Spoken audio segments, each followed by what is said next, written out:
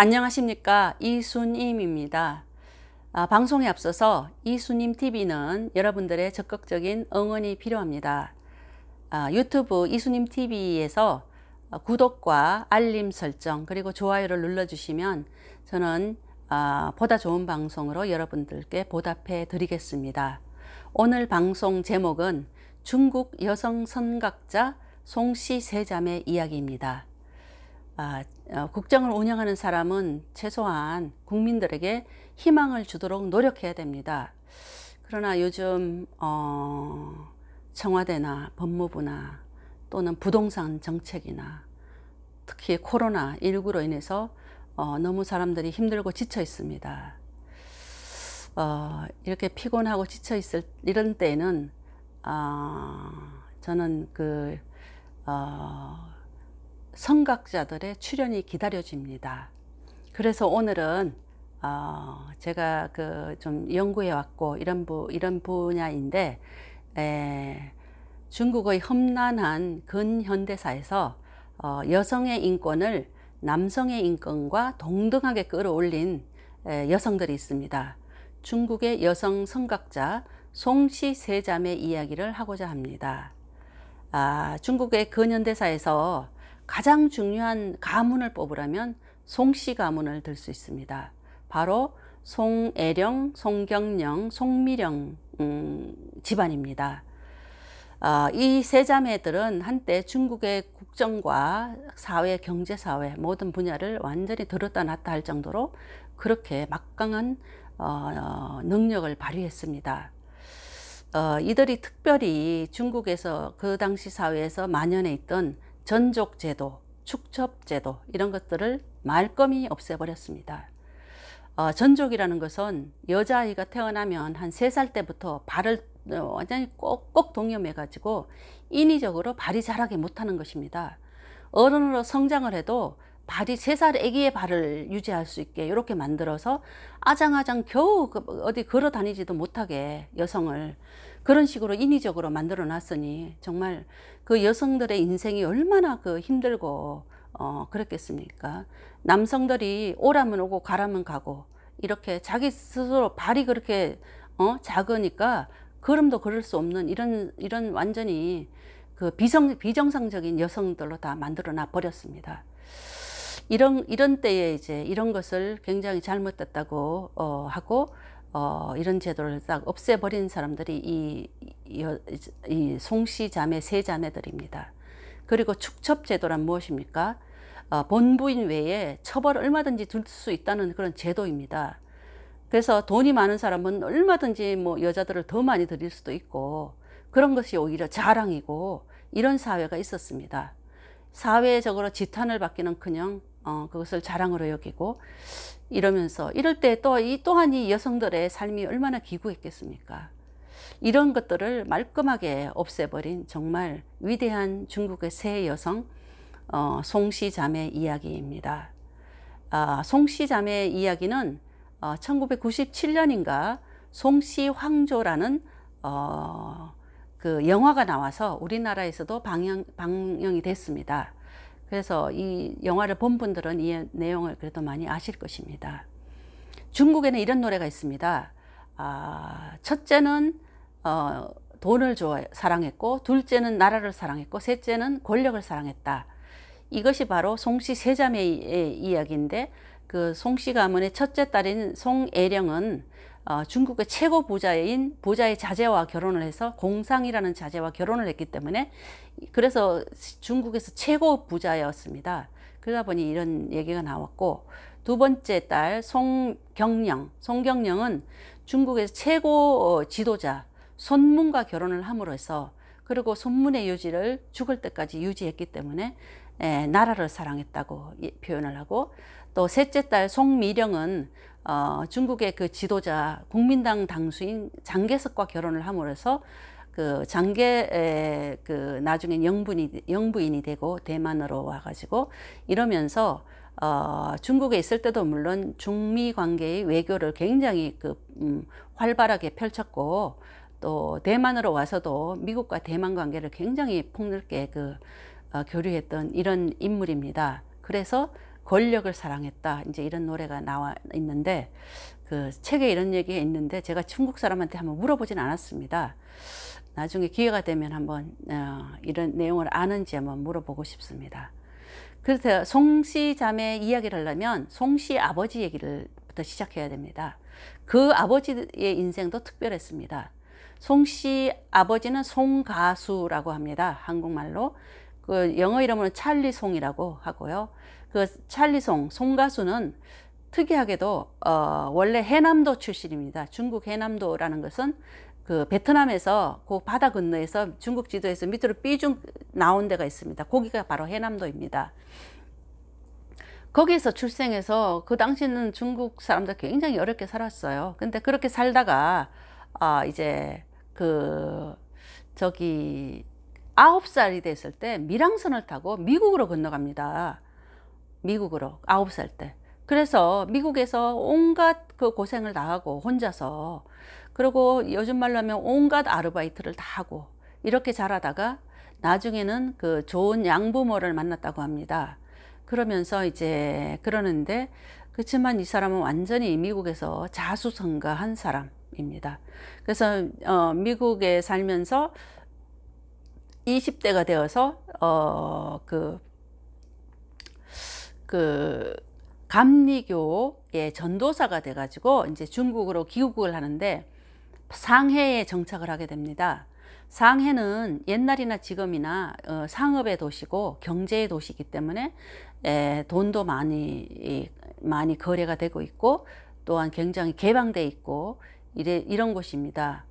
그러기 때문에, 그래서 이제 아마 송가수도 상해로 와서 정착을 하고, 그러면서 또 이제 결혼을 하는데 그 전족을 하지 않은 현대 여성인 예계진이라는 여자와 이제 결혼을 합니다.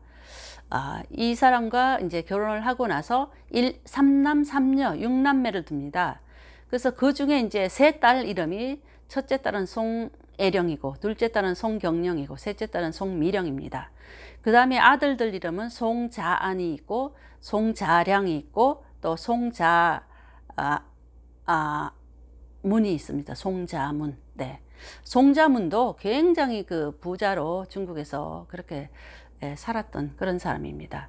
그러면 이 걸출한 인재들을, 자녀들을 키워낸 이 송가수, 예계진, 이 부부들의 자녀들 중에서 오늘 얘기할 것은 세 자매의 이야기니까 첫째 딸, 둘째 딸, 셋째 딸, 이런 식으로 한번 제가 설명을 해 드리겠습니다. 첫째 딸 송애령은 1889년에 태어나서 1973년에 84세로 사망을 했습니다. 둘째 딸 송경령은 1893년에 태어나서 1981년도에 88살로 사망을 했습니다. 셋째 딸 송미령은 1897년에 출생해서 2003년도인 106살에 이제 사망을 했습니다. 그리고 이제 학력을 보면 이 세 자매들은 전부 미국의 웨슬리안 대학에 이제 대학을 졸업했습니다. 아주 우수한 성적으로 굉장히 이제 똑똑했습니다. 그리고 이 부모님은 자녀들 교육에 굉장히 그 많은 그 정성을 들였고, 그래서 그 부모님의 그 정성에 힘입어서 이들은 굉장히 똑똑하게 그 공부를 했고, 셋째 딸 송미령 같은 경우는 웨슬리안 대학에 1등으로 졸업을 했다고 합니다. 그래서 이들의 이제 결혼을 보면 세 자매가 다 결혼을 했는데, 첫째 딸 송애령은 그 공상희라는 중국의 최고 거의 갑부집 자제하고 결혼을 했습니다. 둘째 딸 송경령은 중국의 최고 지도자 손문하고 결혼했습니다. 손문하고 결혼할 때 송경령의 나이는 23살이고 손문의 나이는 49세입니다. 26살의 나이 차이가 있습니다. 근데 또 손문은 불행하게도 결혼한 이후에 9년밖에 살질 않았어요. 58세에 사망을 하게 돼서 이후부터 송경령은 자녀도 없이 평생을 혼자 살았습니다. 셋째 딸 송미령은 30세에 결혼을 하게 되는데, 그 30세에 장개석하고 결혼을 하게 됩니다.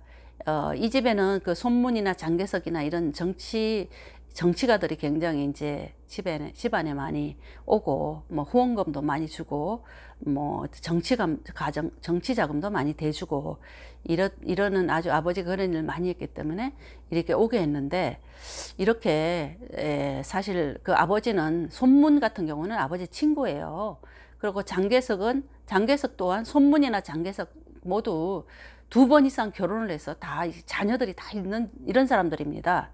그런데 이제 그쪽하고 이혼을 하고 이 사람들하고 결혼을 하려고 그렇게 애를 쓰고 노력해가지고 결국은 두 사람은, 송경령은 손문, 나이 차이가 엄청 많은 손문과 결혼을 했고, 송미령은 장개석과 결혼을 했습니다. 이러므로 인해서 송미령 같은 경우는 중국에서 그에 맞는 상대가 없다고 얘기가 났습니다. 너무너무 잘난 진짜 훌륭한 여자이기 때문에 그와 비슷한 남자가 없었다고 합니다. 그런데 장개석이 굉장히 한 5년 이상을 굉장히 공을 들여서 결국은 송미령의 마음을 움직여서 이제 결혼을 했습니다.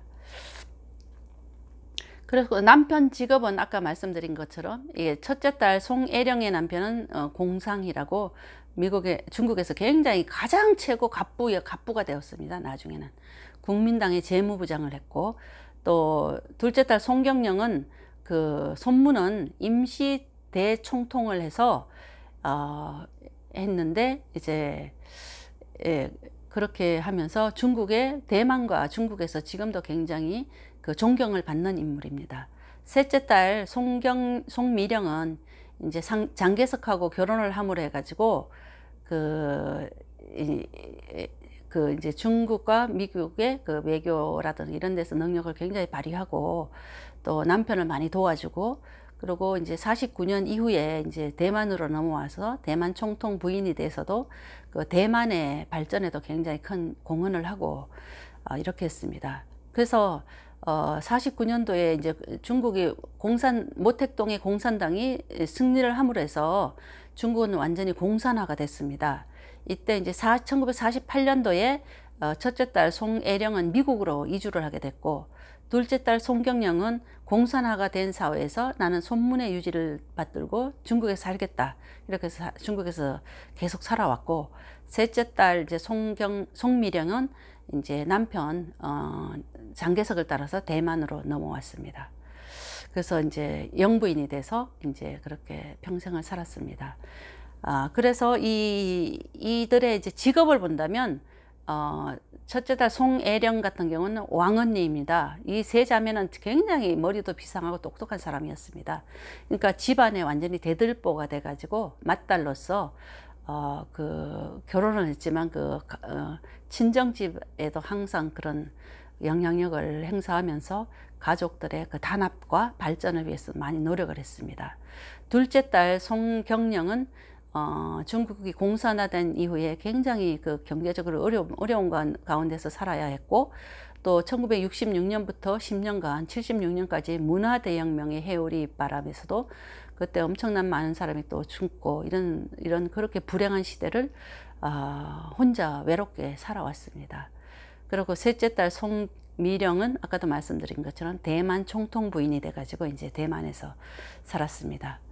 그래서 이제 송미령 같은 경우는 1분 1초도 시간을 헛되이 보내지를 않았다고 해요. 항상 노력을 하고 보다 좋은 뭔가를 위해서 노력을 했습니다. 그래서 1937년도에 미국 타임지에서는 송미령을 세계에서 가장 유명한 여성이라고 보도를 했습니다. 사교계의 완전히 여류 명사로서 정말 그렇게 송미령은 살았습니다. 그 다음에 이제 이들이 이제 나중에 이제 다 사망을 했잖아요. 그래서 사망을 한 것을 보면, 각각 이제 첫째 딸 송애령은 1973년도에 84세에 이르기로 이제 미국에서 사망을 했습니다. 첫째 딸은 이제 가장 세 딸 중에서 보통으로 정상적인 결혼을 함으로써 나이 차이도 비슷하고 또 총각이고 이런 사람과 결혼을 함으로 해서 이제 4남매의 자녀를 두었어요. 근데 둘째 딸 송경령은 1981년도에 88세를 일기로 이제 중국에서 사망을 했습니다.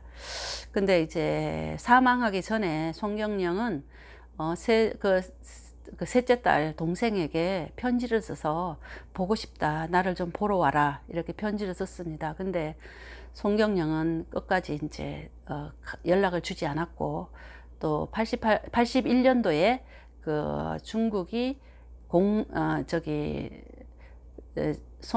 송경영이가 이제 사망을 할 때 장례식에도 가지 않았습니다.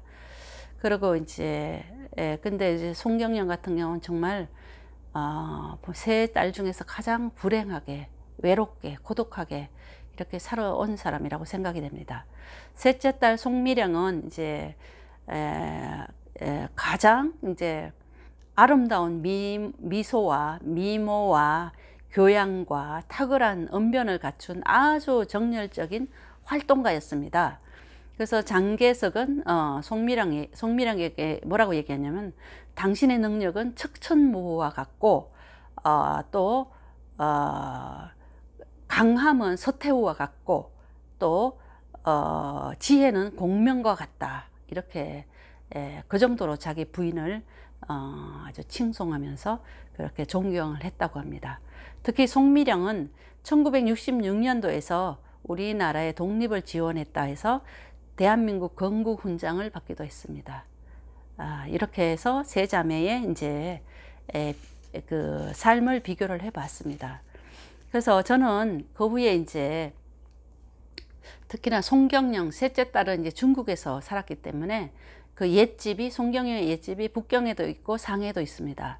저는 상해, 중국에 이제 MBC에서 중국과의 방송 교류를 많이 했기 때문에 그 중국에 출장도 많이 가고 또 그러면서 그런 경험이 많은데, 상해에 가면은 상해 큰 도로변에 송경영 고거라고, 옛집이라고 이렇게 팻말이 붙어 있는 것을 이제 보고, 저기를 언제 한번 찾아가야 되겠다 해서 나중에 휴가를 내 가지고 상해를 가서 그 송경영 옛집을 찾아가 봤습니다. 그랬더니 굉장히 큰 이제 양옥집이고 2층 양옥집입니다. 그리고 뒷뜰에는 굉장히 큰 그 잔디밭이 크게 있고, 그 뒷뜰에 그렇게 큰 잔디밭이 있는 게 굉장히 좀 특이했다고 그런 생각을 했습니다. 그리고 또 송경영의 그 능원이라고 묘지가 있는데, 그것은 상해의 외곽에 있습니다. 그래서 그곳을 또 이제 그때 같이 이제 택시를 타고 가자고 해서, 제가 이제 주소를 잘 모르니까 택시 타고 갔더니 그것까지 안내해 줘서 들어가면서 보니까 그 입구에다가 굉장히 큰 이렇게 넓적한 돌에다가 그 등소평에 친필로 송경영을 애도하는 그런 글귀가 쓰여 있었어요. 그 뭐라고 했냐면, 송경영 동지는 영원히 썩지 않고 기억될 것입니다. 이렇게 크게 등소평에 그 친필이 그렇게 새겨져 있었고, 그리고 이제 또 안으로 들어가 봤더니 거기는 송경영의 기념관이 있어서, 거기에는 송경영의 그 생전의 여러 가지 활동 사진과 또한 유품들이 많이 있었고, 또한 그쪽에 또 돌아서 이렇게 나오면서 이렇게 보니까 거기에 이제 송경영의 묘소가 있었어요.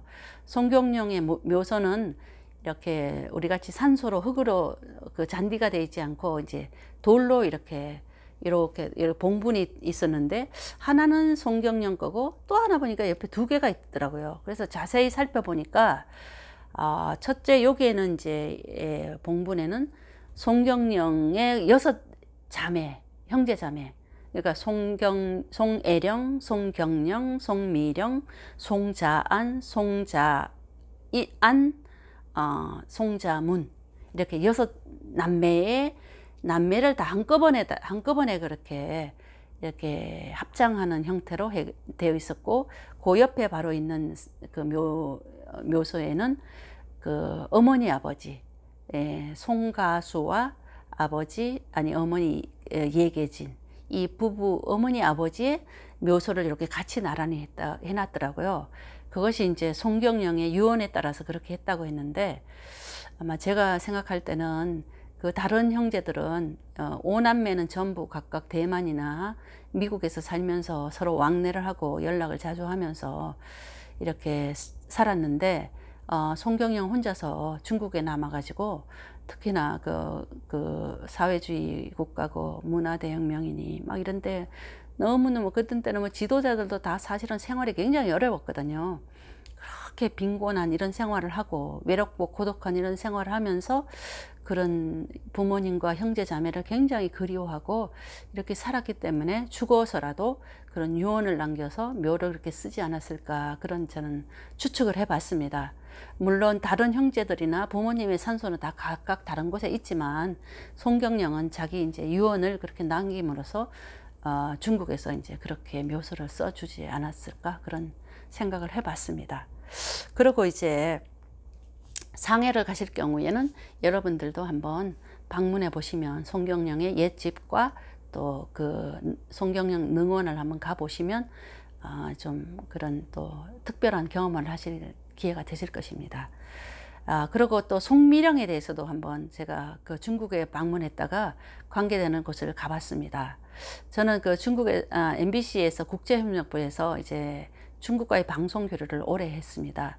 그러다 보니까 이제 MBC의 각 그 지역 방송사 있죠. 부산 MBC, 뭐 대구 MBC, 대전 MBC, 뭐 이렇게 방송사들이 많이 있는데 그 중에 제가 이제 그 지역 방송사들과 중국에 있는 방송사들과 연결을 많이 이렇게 해서 MOU를 체결하고 각각 방문하면서 서로 방송 교류를 할 수 있도록 이런 연결을 많이 해줬습니다. 그래서 부산 MBC 같으면 중국의 심천 방송 그룹과 연결을 해주고 뭐 이렇게 많이 해줬는데, 그 중에 이제 그 강릉 MBC, 한국의 강릉 MBC와 강릉 MBC에서 저한테 이제 연락이 왔어요. 중국의 좋은 방송사를 선택해서 한번 연결해주면 좋겠다고. 그래서 저는 이제 강릉이니까 또 우리나라에서도 동해에 있으며 산과 바다가 있잖아요. 굉장히 아름다운 지역에 있기 때문에 중국에도 좀 특별하게 아름다운 좋은 데를 좀 해주고 싶어서 제가 항상 그렇게 제 스스로 찾거나 아니면 중국인들에게 이렇게 좀 그 안내를 받거나 이렇게 했습니다. 중국 북경의 CCTV에 있는 그 지인에게 부탁을 했더니 영파 방송, 절강성에 있는 영파 방송사가 굉장히 알차고 좋은 방송사니까 한번 얘기를 한번 해보라. 그러니까 영파가 중국어로 하면 닝뽀라고 합니다. 닝뽀 전시대. 예, 전시대 방송사가 전시대라고 합니다. 닝뽀 전시대를 소개받았는데 사실은 그 사람이 닝뽀 전시대하고 바로 연결을 해주지 않고 그쪽에 겨우겨우 연락처만 저한테 줬어요. 그러니까 닝뽀 방송사에서는 전혀 이제 뭐 제휴를 한다든가 이거 생각도 안 하고 있는데 제가 느닷없이 전화를 해가지고 부산 MBC 이제 한국의 강릉 MBC와 제휴를 좀 하면 어떠냐. 우리 MBC는 이런 회사고 서울에 있는 MBC 굉장히 규모도 크고 이런데 특별히 이번에는 강릉 MBC에서 이렇게 교류를 원하고 있으니까 하면 굉장히 재밌고 유익한 기회가 되고 서로 방송 발전에 큰 도움이 될 것이다. 이러면서 굉장히 그를 이제 설득을 했어요. 그랬더니 굉장히 시간이 많이 걸렸는데 그쪽에서는 또 제가 얘기를 하면 그것을 가지고 또 위에 상사들한테 보고해야 되고 그들이 또 마음이 움직여야 되는 것이잖아요. 그래서 저는 이제 중국과의 교류를 할 때는 항상 일단 팩스 번호를 알아가지고 팩스로 편지를 씁니다. 내용이 MBC는 어떤 곳이고 뭐 어느 규모는 어떻고 뭐 이렇게 저는 또 누구며 이렇게 편지를 써가지고 팩스로 보내고 나서 전화를 해서 이제 팩스 받았느냐 어떠냐 이렇게 얘기하면 그들은 다 처음에는 좋다고 이렇게 하고요. 깜깜무소식이에요 대부분. 그러면 저는 어느 시기를 기다렸다 또 전화하고 이렇게 해서 누차 전화를 해서 수없이 이제 연결을 해가지고 결국은 이제 제가 하고자 하는 그런 목표를 중국과 방송교류를 하면서 대부분 다 이루었습니다, 진짜. 그리고 그들도 진짜 저하고 이제 이렇게 방송 사업을 같이 하면서 굉장히 만족해 하고, 아주 그런 경험들이 굉장히 좀 많고, 굉장히 즐겁게 일을 했습니다. 그래서 이제 닝뽀 전시대하고 이제 얘기가 잘 돼가지고 제가 한국의 강릉 MBC 사장님과 임원들을 다 모시고 이제 중국의 절강성에 있는 영파로 가가지고 이제 서로 MOU에 체결을 하고 사인을 하고 그랬더니 그 닝뽀 방송사에서 우리를 안내한 곳이 바로 어딘가 하면 바로 저기인 거예요. 어디냐 하면 장개석의 옛집, 장개석의 옛날 집으로 안내를 해줬어요. 우리를. 장개석이 태어난 곳, 옛집. 거기가 바로 절강성에 있고 절강성 봉화시 개구진이라는 곳에 있었어요. 그래서 거기를 가보고 또 이렇게 차를 타고 조금 가다 보니까 산으로 이렇게 올라가 가지고 굉장히 낭떠러진 이런 곳에 집이 굉장히 누추하게 있었는데 거기가 보니까 송미령과 장개석의 별장이라고 하더라고요. 그랬더니 그 위에까지 이제 올라갔더니 밑으로는 완전히 낭떠러지가 있고 좀 멀리는 그렇게 넓은 호수가 보이고 뭐 천하의 절경이었어요, 진짜. 그래서 그런 곳을 또 가봤고 거기를 또 보고 나서 다시 우리를 안내한 곳은 보니까 또 도로에서 내려가지고 계단으로 좁은 계단으로 쭉 올라가게 만들었는데 한 20분은 걸어 올라간 것 같아요. 굉장히 좀 힘들게 지루하게 걸어갔는데 가보니까 장개석 어머니의 산소가 거기 있더라고요. 그래서 그 장개석 시리즈로 옛집과 별장과 어머니 산소까지 쫙 보고 왔습니다. 그래서 그런 걸 보고 와서 굉장히 지금도 아주 굉장히 좋은 그쪽에서 우리가 그렇게 그걸 뭐 안내해 달라고 요구한 것도 아닌데 그쪽으로 이렇게 안내를 해줘서 굉장히 좀 의미 있는 이런 제가 출장을 갔다 왔습니다. 이렇게 했고 또 하나 송미령 얘기를 하자면 송미령이 이제 1936년에 서한 사건이 있었습니다. 장개석이 이제 국민당의 가장 큰 지도자거든요. 근데 그 밑에 장학량이라는 장군이 있었는데 그 장학량은 이상하게 36년 이 당시에 중국에는 공산당과 국민당이 이렇게 계속 싸우고 있었고 이러는 중에 또 일본군이 중국을 쳐들어와 가지고 중국을 계속 먹으려고 계속 싸우고 있는 거예요.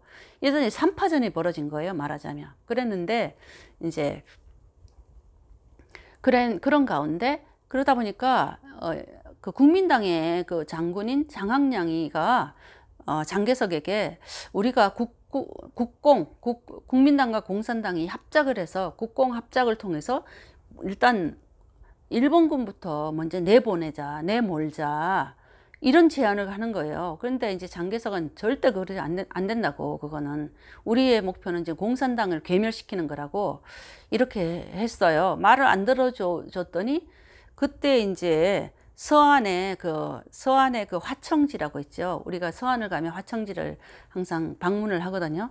화청지에 가면 마침 그곳에서 장개석이 자고 있었어요, 밤에. 자다가 보니까 공산당 군들이 쳐들어온 거예요.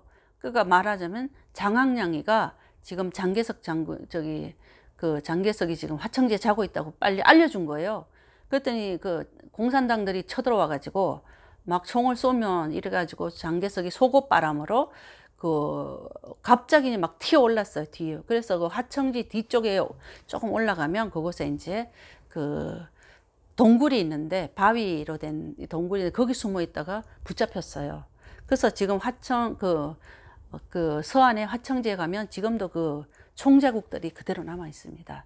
화청지에 가시면 한번 눈여겨보시면 총자국들을 발견할 수가 있어요.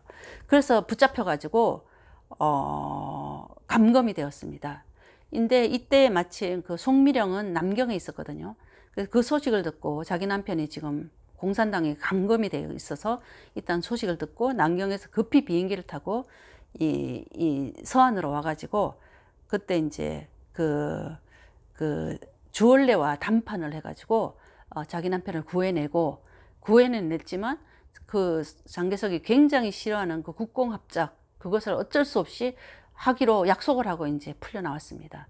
그래서 이제 국공합작을 해서 이제 같이 저기를 그 일본군을 물리치기로 이렇게 함으로 해서 그때만 해도 공산당은 굉장히 그 전력이 약했거든요.